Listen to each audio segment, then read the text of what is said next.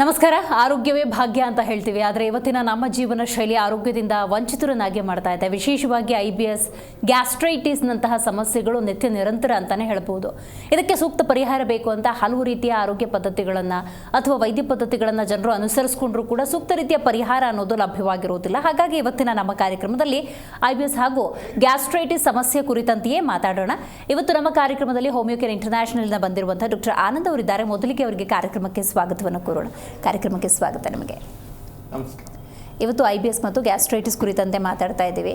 ಈಗ IBS ಅಂದಾಗ ಈಗ ಹೊಟ್ಟೆ ಹಸಿಯೋದು ಅಥವಾ ತಿಂದರೆ ಅಜೀರ್ಣ ಆಗೋದು, ಇದನ್ನು ಡೈರೆಕ್ಟಾಗಿ ನಾವು IBS ಅಂತ ಕನ್ಸಿಡರ್ ಮಾಡ್ಬೋದಾ? ಯಾವ ರೀತಿಯ ಲಕ್ಷಣಗಳಿಂದ IBS ಅಂತ ಹೇಳ್ಬೋದು ಅಂತ? IBS ಅನ್ನೋದು name it self suggest irritable bowl syndrome ಅಂತ ಹೇಳ್ತೀವಿ. ಸೊ ಇದೊಂದು ಲೋವರ್ ಗ್ಯಾಸ್ಟ್ರೋ ಇಂಟೆಸ್ಟೈನಲ್ ಟ್ರ್ಯಾಕ್ಟಲ್ಲಿ ಕಂಡು ಬರುವಂಥ ಒಂದು ಸಮಸ್ಯೆ. ಏನಾಗುತ್ತೆ, ಯಾವುದೇ ಒಂದು ಫುಡ್ ಇಂಟೇಕ್ ಮಾಡಿದಾಗ ಇಮಿಡಿಯೇಟಾಗಿ ಸ್ಟೂಲ್ಸ್ ಪಾಸ್ ಮಾಡೋ ಥರ ಅರ್ಚ್ ಡೆವಲಪ್ ಆಗೋದು, ಹೊಟ್ಟೆ ನೋವು ಬರೋದು, ಅಥವಾ ಅಬ್ಡಾಮಿನಲ್ ಡಿಸ್ಕಂಫರ್ಟ್ ಆಗುವಂಥದ್ದು, ಅಥವಾ ಪದೇ ಪದೇ ಲೂಸ್ ಮೋಷನ್ ಹೋಗುವಂಥ ಒಂದು ಸಿಮ್ಟಮ್ಸ್ ಕಾಣಿಸ್ಕೊಂಡಾಗ ಮೋರ್ ಕಾಮನ್ಲಿ ಅದನ್ನ IBS ಅಂತ ಹೇಳಿದೆ. ಸೊ ಬೇಸಿಕಲಿ ಇದು IBS ಅಂತ ಟರ್ಮ್ ಮಾಡುವಾಗಲೇ ಅದೊಂದು ಕ್ವೈಟ್ ಚಾಲೆಂಜಿಂಗ್ ಅಂತ ಹೇಳ್ತೀವಿ. ಯಾಕೆಂದರೆ ಬೇರೆ ಥರದ್ದು ಯಾವುದೇ ಥರ ಒಂದು ಇಂಟೆಸ್ಟೈನಲ್ ಬವೆಲ್ ಡಿಸಾರ್ಡರ್ಸ್ ಯಾವುದು ಇಲ್ಲದೆ ಇದ್ದಾಗ ಕೊನೆಗೆ ಅದನ್ನು IBS ಅಂತ ಹೇಳ್ತೀವಿ. ಅಂದರೆ ಎಲ್ಲ ರಿಪೋರ್ಟ್ಸು ನಾರ್ಮಲ್ ಬಂದಾಗ ಬಂದ ಮೇಲೂ ಕೂಡ ಅವ್ರಿಗೆ ಆ ಥರ ಸಿಮ್ಟಮ್ಸ್ಗಳು ಕಾಣಿಸ್ಕೊಳ್ತಾ ಇದೆ. ಪದೇ ಪದೇ ಮೋಷನ್ ಪಾಸ್ ಮಾಡೋ ಥರ ಹರ್ಚ್ ಡೆವಲಪ್ ಆಗೋದು, ಅಥವಾ ಸ್ಟೂಲ್ಸ್ ಪಾಸ್ ಮಾಡಿದ್ಮೇಲೆ ಕಂಪ್ಲೀಟ್ ಆಗದೆ ಇರೋ ಥರ ಫೀಲಿಂಗ್ ಬರೋವಂಥದ್ದು ಇನ್ಕಂಪ್ಲೀಟ್ ಎವ್ಯಾಕ್ಯುಯೇಷನ್ ಅಂತ ಹೇಳ್ತೀವಿ. ಸೊ ಈ ಥರದ್ದೆಲ್ಲ ಲಕ್ಷಣಗಳು ಕಾಣಿಸ್ಕೊಂಡಾಗ ಮೋರ್ ಕಾಮನ್ಲಿ IBS ಅಂತ ಹೇಳ್ತಕ್ಕಂಥದ್ದು. ಗ್ಯಾಸ್ಟ್ರೈಟಿಸ್ ಅಂದಾಗ ಬಹುತೇಕ ಎಲ್ರಿಗಿದೆ ಅಂತಲೇ ಹೇಳ್ಬೋದು. ಸೊ ಗ್ಯಾಸ್ಟ್ರೈಟಿಸ್ ಅಂದಾಗ ಪರ್ಟಿಕ್ಯುಲರ್ ಆಗಿ ಈಗ IBS ಮತ್ತು ಗ್ಯಾಸ್ಟ್ರೈಟಿಸ್ನ ಡಿಫ್ರೆನ್ಸು ಕೂಡ ಗೊತ್ತಿರೋದಿಲ್ಲ. ಸೊ ಗ್ಯಾಸ್ಟ್ರೈಟಿಸ್ ಅಂದ್ರೇನು, ಅದರ ಲಕ್ಷಣಗಳು ಹೆಂಗಿರುತ್ತೆ, IBSನಿಂದ ಇದನ್ನ ಹೆಂಗೆ ಡಿಫರ್ ಮಾಡ್ತೀರಿ ಅಂತ? ಅದೇ ಹೇಳಿದಾಗೆ ಗ್ಯಾಸ್ಟ್ರೈಟಿಸ್ ಅನ್ನೋದು ಅಪ್ಪರ್ GI ಟ್ರ್ಯಾಕ್ಟಲ್ಲಿ ಕಾಣಿಸ್ಕೊಳ್ಳುವಂಥ ಒಂದು ಸಮಸ್ಯೆ. ಲೋವರ್ ಗ್ಯಾಸ್ಟ್ರೋ ಇಂಟೆಸ್ಟೈನಲ್ ಟ್ರ್ಯಾಕ್ಟಲ್ಲಿ ಕಂಡು ಬಂದಾಗ ಮೋರ್ ಕಾಮನ್ಲಿ ಅದು IBS ಆಗುತ್ತೆ. ಸೊ ಹಾಗಾಗಿ ಎರಡು ಡಿಫ್ರೆಂಟ್ ಡಿಸೀಸ್ ಎಂಟಿಟೀಸ್ ಅಂತ ಹೇಳ್ತೀವಿ. ಬಟ್ ಡೈಜೆಸ್ಟಿವ್ ಟ್ರ್ಯಾಕ್ಟಿಗೆ ಸಂಬಂಧಪಟ್ಟಂಥ ಸಮಸ್ಯೆನೇ ಆಗಿರುತ್ತೆ. ಬಟ್ ಯಾರಲ್ಲಿ ಗ್ಯಾಸ್ಟ್ರಿಕ್ ಸಮಸ್ಯೆ ದೀರ್ಘಕಾಲದಿಂದ ಇರುತ್ತೆ ಅಂಥವರಲ್ಲಿ IBS ಆಗಿ ಟರ್ನ್ ಆಗುವಂಥ ಒಂದು ಚಾನ್ಸ್ ಇರುತ್ತೆ. ಅಂದರೆ ಗ್ಯಾಸ್ಟ್ರಿಕ್ ಸಮಸ್ಯೆ ಜೊತೆಗೆ ಅತಿಯಾದಂಥ ಒಂದು ಭಯ, ಗಾಬರಿ, ಒತ್ತಡ, ಈ ಥರ ಒಂದು ಸ್ಟ್ರೆಸ್ ಇಂಡ್ಯೂಸ್ ಫ್ಯಾಕ್ಟರ್ಸ್ ಏನಾದ್ರು ಇತ್ತು ಅಂತಂದಾಗ ಎಲ್ಲ ಒಂದು ಕಡೆ IBS ಆಗಿ ಟರ್ನ್ ಆಗುವಂಥ ಒಂದು ಚಾನ್ಸ್ ಇರುತ್ತೆ. ಬಟ್ IBS ಇದ್ದಂಥವ್ರು ಎಲ್ಲರಿಗೂ ಗ್ಯಾಸ್ಟ್ರಿಕ್ ಇರಲೇಬೇಕಂತ ಆನ್ ಆ್ಯಂಡ್ ಆಫ್ ಕಾಣಿಸ್ಕೊಳ್ಳುವಂಥದ್ದು. ಈಗ ಹೇಳಿದಾಗೆ ಈ ಡೈಜೆಸ್ಟಿವ್ ಟ್ರ್ಯಾಕ್ಟ್ ಅಥವಾ ಈ ಒಂದು ಡೈಜೆಸ್ಟಿವ್ ಸಿಸ್ಟಮ್ ಅನ್ನೋದು ಏನಾಗುತ್ತೆ, ಸೊ ನಾವು ಪ್ರತಿ ಸತಿ ಫುಡ್ ಇಂಟೇಕ್ ಮಾಡುವಾಗಲೂ ಕೂಡ ಎಲ್ಲೊಂದು ಕಡೆ ಫುಡ್ಡಲ್ಲಿ ವ್ಯತ್ಯಾಸ ಆದಾಗ, ಟೈಮಿಂಗ್ಸ್ ವ್ಯತ್ಯಾಸ ಆದಾಗ ಸೊ ಹಲವಾರು ಥರದ ಸಮಸ್ಯೆಗಳು ಬರುವಂಥದ್ದು ಇರುತ್ತೆ. ಸೊ ಸ್ಟಮಕ್ ಅಪ್ಸೆಟ್ ಆಗುವಂಥದ್ದು ಅಥವಾ ಫುಡ್ ಪಾಯ್ಸನಿಂಗ್, ಈ ಥರದ್ದೆಲ್ಲ ಒಂದು ವೇರಿಯಸ್ ಫ್ಯಾಕ್ಟರ್ಸಿಂದ. ಸೊ ಹಾಗಾಗಿ ಗ್ಯಾಸ್ಟ್ರಿಕ್ ಸಮಸ್ಯೆ ಅನ್ನೋದು ಪರ್ಸಿಸ್ಟೆಂಟಾಗಿ ಕಾಣಿಸ್ಕೊಳ್ತಾ ಇದೆ ಅಂತಂದಾಗ ಡೆಫಿನೆಟ್ಲಿ ಅದನ್ನು ನಾವು ಕ್ರೋನಿಕ್ ಗ್ಯಾಸ್ಟ್ರೈಟಿಸ್ ಅಂತ ಹೇಳ್ತೀವಿ. ಸೊ ಅಂಥ ಸಂದರ್ಭದಲ್ಲಿ ಅದನ್ನು ಆದಷ್ಟು ಪ್ರಾಮುಖ್ಯತೆ ಕೊಟ್ಟು ಒಂದು ಟ್ರೀಟ್ಮೆಂಟ್ನ ತಗೋಬೇಕಾಗುತ್ತೆ. ಅದೇ ರೀತಿಯಾಗಿ IBS ಕೂಡ ಹಾಗೆ. ಸೊ ಅದೊಂದು ಲಾಂಗ್ ಟರ್ಮ್ ಡಿಸೀಸ್ ಅಂತ ಹೇಳ್ತೀನಿ. ನಿಧಾನಕ್ಕೆ ಶುರುವಾಗುತ್ತೆ, ನಿಧಾನಕ್ಕೆ ಪ್ರೋಗ್ರೆಸ್ ಆಗಿ ಕಾಣಿಸ್ಕೊಳ್ಳುವಂಥದ್ದು. ಸೊ ಹಾಗಾಗಿ ಫಸ್ಟ್ ಡಯಾಗ್ನೋಸಿಸ್ ಅನ್ನೋದು ತುಂಬ ಇಂಪಾರ್ಟೆಂಟ್ ಆಗುತ್ತೆ. ಯಾವುದೇ ಥರ ಗ್ಯಾಸ್ಟ್ರಿಕ್ ಸಮಸ್ಯೆ ಆಗಿರ್ಬೋದು, IBS ಸಮಸ್ಯೆ ಆಗಿರ್ಬೋದು. ಎರಡು ಸಮಸ್ಯೆನೂ ಕೆಲವೊಬ್ಬರಲ್ಲಿ ಮಾತ್ರ ಇರುತ್ತೆ, ಬಟ್ ರೇರ್ ಅಂತ ಹೇಳ್ಬೋದು. ಓಕೆ. ಯೂಶಲಿ ಏನಾಗುತ್ತೆ, ಗ್ಯಾಸ್ಟ್ರೈಟಿಸ್ ಅಂದಾಗ ಈ ಪರ್ಟಿಕ್ಯುಲರ್ ಕಾರಣಗಳಿಗೆ ಗ್ಯಾಸ್ಟ್ರೈಟಿಸ್ ಬರುತ್ತೆ ಅಂತ ಏನಾದರೂ ಇದೆಯಾ, ಅಥವಾ IBS ವಿಷಯಕ್ಕೆ ಬರೋದಾದರೂ ಈ ಪರ್ಟಿಕ್ಯುಲರ್ ಕಾರಣಗಳಿಗೆ IBS ಬರುತ್ತೆ? ಸ್ಟ್ರೆಸ್ ಫ್ಯಾಕ್ಟ್ರಾ ಅಥವಾ ಸರಿಯಾದಂಥ ಜೀವನ ಶೈಲಿ ಇಲ್ದಿರೋದ, ಏನು ಪರ್ಟಿಕ್ಯುಲರ್ ಕಾರಣಗಳನ್ನು ಎರಡೂ ವಿಚಾರಕ್ಕೆ ಸಂಬಂಧಪಟ್ಟಂತೆ ತಿಳಿಸೋದು? ಅದೇ ಗ್ಯಾಸ್ಟ್ರಿಕ್ ಸಮಸ್ಯೆಯಲ್ಲಿ ಕಾರಣಗಳನ್ನ ನಾವು ನೋಡಿದಾಗ ಎಲ್ಲೊಂದು ಕಡೆ ಇರೆಗ್ಯುಲರ್ ಫುಡ್ ಹ್ಯಾಬಿಟ್ಸ್, ಸರಿಯಾದಂಥ ಸಮಯಕ್ಕೆ ಆಹಾರ ತಗೊಳ್ದೇ ಇರೋದು ಅತಿ ಸಾಮಾನ್ಯವಾದಂಥ ಕಾರಣ, ಹೆಚ್ಚು ಜನರಲ್ಲಿ ಕಂಡು ಬರುವಂಥ ಒಂದು ಕಾರಣ ಅಂತ ಹೇಳ್ತೀವಿ. ಅದ್ರ ಜೊತೆಗೆ ಫುಡ್ ಹ್ಯಾಬಿಟ್ಸ್ ಅಂದರೆ ನಾವು ತಗೊಳ್ಳುವಂಥ ಫುಡ್ ಏನಿರುತ್ತೆ, ಸ್ಪೈಸಿ ಫುಡ್ ಹೆಚ್ಚು ಕನ್ಸ್ಯೂಮ್ ಮಾಡುವಂಥದ್ದು, ಕಾಫಿ ಟೀ ಕನ್ಸಂಪ್ಷನ್ ಜಾಸ್ತಿ ಮಾಡುವಂಥದ್ದು, ನಾನ್ ವೆಜ್ ಕನ್ಸಂಪ್ಷನ್ ಜಾಸ್ತಿ ಮಾಡುವಂಥದ್ದು. ಸೊ ಈ ಥರದ ಒಂದು ವೀಟ್ ಪ್ರಾಡಕ್ಟ್ಸ್ ಇರ್ಬೋದು, ಎಗ್ ಇರ್ಬೋದು. ಸೊ ಈ ಥರದ್ದೆಲ್ಲದೂ ಕೂಡ ಏನಾಗುತ್ತೆ, ಒಂದು ಗ್ಯಾಸ್ಟ್ರಿಕ್ ಸಮಸ್ಯೆನ ಇಂಡ್ಯೂಸ್ ಮಾಡುವಂಥ ಒಂದು ಚಾನ್ಸಸ್ ಜಾಸ್ತಿ ಆಗುತ್ತೆ. ಇದ್ರ ಜೊತೆಗೆ ಹೆಚ್ಚು ಪೇನ್ ಕಿಲ್ಲರ್ಸ್ ಯೂಸ್ ಮಾಡುವಂಥದ್ದು, NSAID ಡ್ರಗ್ಸ್ ಅಂತ ಹೇಳ್ತೀವಿ, non steroidal anti inflammatory drugs. So ಅದರಿಂದನೂ ಅಸಿಡಿಟಿ ಜಾಸ್ತಿ ಆಗ್ತಕ್ಕಂಥ ಒಂದು ಚಾನ್ಸ್ ಇರ್ಬೋದು. ಅಥವಾ ಎಮೋಷನಲ್ ಅಪ್ಸೆಟ್, ಹೇಳಿದಾಗೆ ಅತಿಯಾದಂಥ ಒಂದು ಒತ್ತಡ, ಭಯ, ಗಾಬರಿ, ಈ ಥರದ್ದೆಲ್ಲ ಒಂದು ಸ್ಟ್ರೆಸ್ ಇಂಡ್ಯೂಸ್ ಫ್ಯಾಕ್ಟರ್ಸಿಂದನೂ ಕೂಡ ಈ ಒಂದು ಗ್ಯಾಸ್ಟ್ರೈಟಿಸ್ ಬರುವಂಥ ಒಂದು ಚಾನ್ಸಸ್ ಇರುತ್ತೆ. ಇದೆಲ್ಲದ್ರ ಜೊತೆಗೆ ಒಂದು ಗ್ಯಾಸ್ಟ್ರಿಕ್ ಮ್ಯೂಕೋಸಲ್ ಲೇಯರ್ನ ರೆಸಿಸ್ಟೆನ್ಸ್ ಪವರ್ ಏನಾದರೂ ತುಂಬ ವೀಕ್ ಆಗಿತ್ತು ಅಂತಂದರೆ ಅಂಥವರಲ್ಲಿ ಕೂಡ ಏನಾಗುತ್ತೆ, ತುಂಬ ಜೆನೆಟಿಕ್ ಫ್ಯಾಕ್ಟರಿಂದ ಇನ್ಫ್ಲೂಯೆನ್ಸ್ ಆಗಿ ಬರುವಂಥದ್ದು, ಅಥವಾ ಅವರ ಒಂದು ಡೈಜೆಸ್ಟಿವ್ ಟ್ರ್ಯಾಕ್ಟ್ ವೀಕ್ ಆಗಿತ್ತು ಅಂತಂದರೆ ಅಂಥವರಲ್ಲಿ ಬರುವಂಥ ಒಂದು ಚಾನ್ಸ್ ಇರ್ಬೋದು. ಅಥವಾ ಇದೆಲ್ಲದ್ರ ಜೊತೆಗೆ ಬ್ಯಾಕ್ಟೀರಿಯಲ್ ಇನ್ಫೆಕ್ಷನಿಂದ ಬರುವಂಥದ್ದು, H. ಪೈಲೋರಿ ಬ್ಯಾಕ್ಟೀರಿಯಲ್ ಇನ್ಫೆಕ್ಷನ್ ಅಂತ ಹೇಳ್ತೀವಿ. ಸೊ ಅದು ಪಾಸಿಟಿವ್ ಇತ್ತು ಅಂತಂದರೆ ಅದನ್ನು ಇಂಟರ್ನ್ ಗ್ಯಾಸ್ಟ್ರಿಕ್ ಬರುವಂಥ ಒಂದು ಚಾನ್ಸ್ ಜಾಸ್ತಿ ಆಗುತ್ತೆ. ರೆಕ್ಟಿಫೈ ಮಾಡೋದು ಬಹಳ ಮುಖ್ಯ ಅಂತ ನಾವು ನೋಡೋದಾದರೆ, ಈಗ IBSಗೂ ಗ್ಯಾಸ್ಟ್ರೈಟಿಸ್ಗೂ ಪೇಷಂಟ್ಸ್ಗೆ ಅಷ್ಟು ಅರಿವೇ ಇರೋದಿಲ್ಲ. ಸೊ ಹಾಗಾಗಿ ಸೆಲ್ಫ್ ಡಯಾಗ್ನೋಸ್ ಸಾಧ್ಯನಾ ಇದರಲ್ಲಿ? ಅದೇ ಹೇಳಿದಾಗೆ ಕ್ಲಿನಿಕಲಿ ಸಿಂಪ್ಟಮ್ಸ್ ಯಾವ ಥರ ಕಾಣಿಸ್ಕೊಳ್ತಾ ಇದೆ ಅವರಲ್ಲಿ ಇರುವಂಥ ರೋಗದ ಲಕ್ಷಣಗಳು, ಸೊ ಅದೆಲ್ಲ ನೋಡಿದಾಗ ಕ್ಲಿಯರಾಗಿ ಹೇಳ್ಬೋದು ಇದು ಗ್ಯಾಸ್ಟ್ರೈಟಿಸ್ ಐ ಬಿ ಎಸ್ ಅನ್ನೋದು ಅಗೇನ್ ಹೇಳಿದಾಗೆ ಕೆಲವೊಬ್ಬರಲ್ಲಿ ಜೆನೆಟಿಕ್ ಫ್ಯಾಕ್ಟರ್ಸಿಂದ ಬರುತ್ತೆ, ಕೆಲವೊಬ್ಬರಲ್ಲಿ ಸೈಕೋಸೊಮ್ಯಾಟಿಕ್ ಡಿಸಾರ್ಡರ್ ಅಂತ ಹೇಳ್ತೀವಿ, ಅಂದರೆ ಸ್ಟ್ರಾಂಗ್ ಫಿಯರ್ ಅಥವಾ ಆಂಗ್ಸೈಟಿ ಸ್ಟ್ರೆಸ್ ಈ ಥರದ್ದೆಲ್ಲ ಒಂದು ಫ್ಯಾಕ್ಟರ್ಸ್ ಇದ್ದಂಥವ್ರಲ್ಲಿ ಟ್ರಿಗರ್ ಆಗ್ತಕ್ಕಂಥ ಒಂದು ಚಾನ್ಸ್ ಇರುತ್ತೆ. ಸೊ ಹಾಗಾಗಿ ಅವರ ಒಂದು ಕಂಪ್ಲೀಟ್ ಆದಂಥ ಒಂದು ಕ್ಲಿನಿಕಲ್ ಸಿಂಪ್ಟಮ್ಸ್ ಏನಿದೆ ಅದನ್ನೆಲ್ಲ ತಿಳ್ಕೊಂಡಾಗ ಡಯಾಗ್ನೋಸಿಸ್ ಮಾಡೋದಕ್ಕೆ ಈಸಿ ಆಗುತ್ತೆ. ಜೊತೆಗೆ ಒಂದು ಲ್ಯಾಬ್ ಇನ್ವೆಸ್ಟಿಗೇಷನ್ಸ್ ಅನ್ನೋದು ಕೆಲವೊಂದು ಕಂಡೀಷನ್ಸಲ್ಲಿ ಬೇಕಾಗುತ್ತೆ, ಅಂದರೆ ಯಾವ ಒಂದು ಹಂತದಲ್ಲಿದೆ ಅಥವಾ ಕನ್ಕ್ಲೂಸಿವ್ ಎವಿಡೆನ್ಸ್ ಯಾವ ಕಾರಣಕ್ಕಾಗಿ ಅವ್ರಿಗೆ ಸಮಸ್ಯೆ ಬಂದಿದೆ. ಈಗ ಹೇಳಿದಾಗ H. ಪೈಲೋರಿ ಬ್ಯಾಕ್ಟೀರಿಯಲ್ ಇನ್ಫೆಕ್ಷನ್ ಏನಾದ್ರು ಆಗಿದೆ ಅಂತಂದರೆ ಬ್ಲಡ್ ಟೆಸ್ಟ್ ಮಾಡಿದಾಗ ಗೊತ್ತಾಗುವಂಥದ್ದು ಇರುತ್ತೆ, ಅಥವಾ ಸ್ಟೊಮಕಿನ ಒಳಭಾಗದಲ್ಲಿ ಏನಾದರೂ ತೊಂದರೆ ಆಗಿದೆ, ಇನ್ಫ್ಲಮೇಟರಿ ಚೇಂಜಸ್ ಏನಾದ್ರು ಆಗಿದೆಯಾ ಅಂತ ತಿಳ್ಕೊಳ್ಳೋದಕ್ಕೆ ಎಂಡೋಸ್ಕೋಪಿ ರೆಕಮೆಂಡ್ ಮಾಡ್ತಕ್ಕಂಥದ್ದು ಇರುತ್ತೆ, ಅಪ್ಪರ್ GI ಎಂಡೋಸ್ಕೋಪಿ ಅಂತ ಹೇಳ್ತೀವಿ. ಸೊ ಈ ಥರದ್ದೆಲ್ಲ ಒಂದು ಟೆಸ್ಟ್ನ ಅವಶ್ಯಕತೆ ಕೆಲವೊಬ್ಬರಲ್ಲಿ ಮಾಡೋವಂಥದ್ದು ಇರುತ್ತೆ. ಇನ್ನು ಅಂದರೆ ಇತ್ತೀಚೆಗೆ ಶುರುವಾದಂಥ ಸಮಸ್ಯೆ ಆಗಿರ್ಬೋದು ಅಥವಾ ಪದೇ ಪದೇ ಕಾಣಿಸ್ಕೊಳ್ತಾ ಇದೆ ಅಂದಾಗ ಡೆಫಿನೆಟ್ಲಿ ಒಂದು ಡಯಾಗ್ನೋಸಿಸ್ ಮಾಡಿ ಒಂದು ಟ್ರೀಟ್ಮೆಂಟ್ ಕೊಡೋದು ಕೂಡ ಸಾಧ್ಯ ಆಗುತ್ತೆ. ಅಂದರೆ ವಿತೌಟ್ ರಿಪೋರ್ಟ್ಸ್ ಇಲ್ಲದೇನೂ ಕೂಡ ಹೇಳ್ಬೋದು ಇದು ಗ್ಯಾಸ್ಟ್ರಿಕ್ ಸಮಸ್ಯೆ ಅಂತ ಅಂದ್ಬಿಟ್ಟು ಅಥವಾ IBS ಸಮಸ್ಯೆ ಅಂತ. ಸೊ ನಂತರ ಟ್ರೀಟ್ಮೆಂಟ್ನ ಕೊಡಬೇಕು. ಓಕೆ, ಈ ಏಜ್ ಗ್ರೂಪಲ್ಲಿ IBS ಅಥವಾ ಗ್ಯಾಸ್ಟ್ರೈಟಿಸ್ ಬರುತ್ತೆ ಅಂತ ಏನಾದರೂ ಎನಿ ಏಜ್ ಗ್ರೂಪ್? ಡೆಫಿನೆಟ್ಲಿ ಏನಾಗುತ್ತೆ, ಈ ಥರ ಒಂದು ಗ್ಯಾಸ್ಟ್ರಿಕ್ ಸಮಸ್ಯೆ ಅತಿ ಸಾಮಾನ್ಯವಾಗಿ ಕಂಡು ಬರುವಂಥ ಒಂದು ಸಮಸ್ಯೆ ಆಗಿರೋದ್ರಿಂದ ಎಲ್ಲೋ ಒಂದು ಕಡೆ ಇತ್ತೀಚೆಗೆ ಒಂದು ಮಿಡ್ಲ್ ಏಜ್ ಗ್ರೂಪಲ್ಲಿ ಜಾಸ್ತಿ ಆಗ್ತಾಯಿದೆ, 20 to 40 years ಏಜ್ ಗ್ರೂಪಲ್ಲಿ. ಸೊ ಪ್ರಾಬಬ್ಲಿ ಆಕ್ಯುಪೇಷನಲ್ ಫ್ಯಾಕ್ಟರ್ಸ್ ಹೇಳಿದಾಗೆ ಸರಿಯಾದಂಥ ಸಮಯಕ್ಕೆ ಆಹಾರ ತಗೊಳ್ಳದೇ ಇರೋದು, ಡಯಟ್ರಿಗೆ ಲ್ಯಾಕ್ ಆಫ್ ಫೈಬರ್ ನಾರಿನಾಂಶ ಕಡಿಮೆ ಇರೋಂಥ ಫುಡ್ ತೊಗೊಳ್ಳೋದು, ಸೆಡೆಂಟ್ರಿ ಹ್ಯಾಬಿಟ್ಸ್ ಇರ್ಬೋದು, ಅಥವಾ ಹೇಳಿದಾಗೆ ಶಿಫ್ಟ್ಗಳಲ್ಲಿ ವರ್ಕ್ ಮಾಡುವಂಥದ್ದು ಆಗಿರ್ಬೋದು, ಜಂಕ್ ಫುಡ್ ಹೆಚ್ಚು ಕನ್ಸ್ಯೂಮ್ ಮಾಡೋದು, ಅಥವಾ ಹೈ ಕ್ಯಾಲೋರಿ ಫುಡ್ ಇಂಟೇಕ್ ಆಗಿರ್ಬೋದು. ಸೊ ಈ ಥರದ್ದೆಲ್ಲ ಒಂದು ಫ್ಯಾಕ್ಟರ್ಸಿಂದ ಸೊ ಏನಾಗ್ತಿದೆ ಒಂದು ಮಿಡ್ಲ್ ಏಜ್ ಗ್ರೂಪಲ್ಲಿ ಜಾಸ್ತಿ ಆಗ್ತಾ ಇದೆ ಅಂತಲೇ ಹೇಳ್ಬೋದು. ವೇರಸ್ IBS ಅನ್ನೋದು ಹೇಳಿದಾಗೆ ಯಾವುದೇ ವಯಸ್ಸಲ್ಲಿ ಕೂಡ ಬರ್ಬೋದು, ಬಟ್ ಪ್ರಿಡಾಮಿನೆಂಟಾಗಿ ಯಂಗ್ ಏಜಲ್ಲಿ ಕೂಡ ಕಾಣಿಸ್ಕೊತ್ತೆ. ಎಲ್ಲೊಂದು ಕಡೆ ಸ್ಟ್ರಾಂಗ್ ಫ್ಯಾಮಿಲಿ ಹಿಸ್ಟ್ರಿ ಅನ್ನೋದು ಒಂದು ಕಾರಣ ಆಗುತ್ತೆ.